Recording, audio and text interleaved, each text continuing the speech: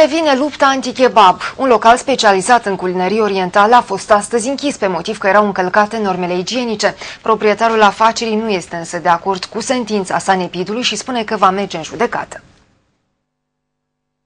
Lotul dat de carne prezintă semne evidente, schimbări organoleptice, uitați-vă.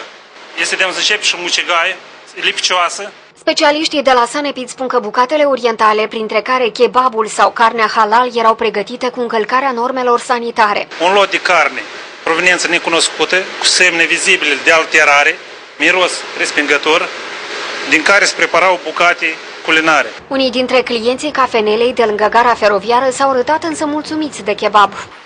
No. Halal show? Very good.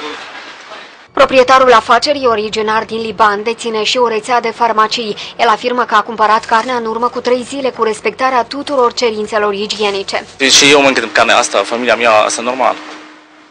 Foarte normal. Și poate ați văzut, adică la noi cât este curățenie. Și noi tot timpul avem ca așa curățenie, încăperea. Proprietarul spune că va da în judecată inspectorii sanitari. Până la înlăturarea neregulilor, însă localul va fi închis. Obiectul dat va fi sigilat pentru că prezintă pericol toxicoinfecțiilor rămase, consumarea produselor date. Proprietarul riscă și o amendă dacă se va demonstra că a încălcat normele igienice.